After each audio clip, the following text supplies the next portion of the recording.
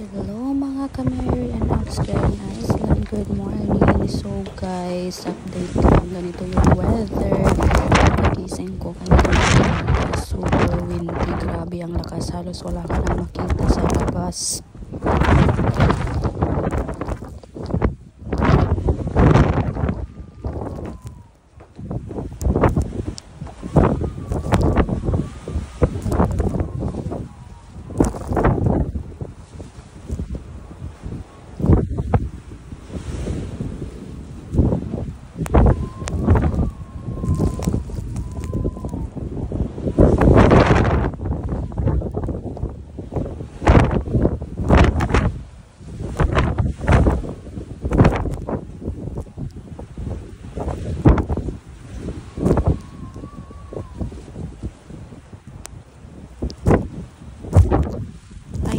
Sa nakikita nyo, may mga sasakyan pa rin, at ito naman ang kuha ko sa kabila ng aming bahay, yung parang terrace namin. Ang lakas guys,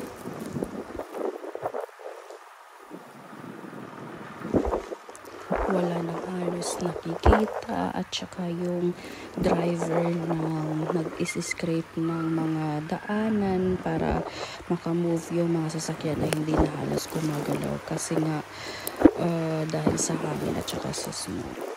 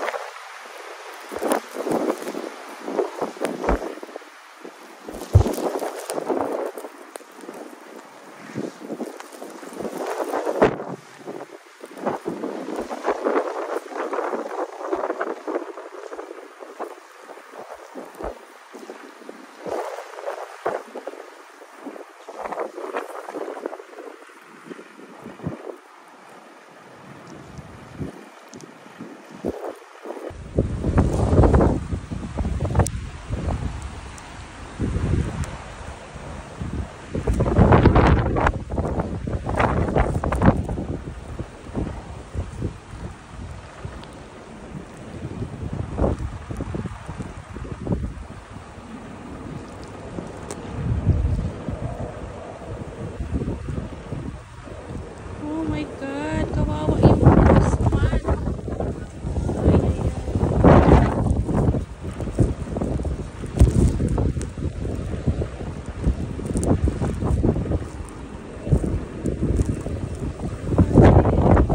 So yan guys, habang nag-video nga ako, nakita ko yan si Kuya, yung postman.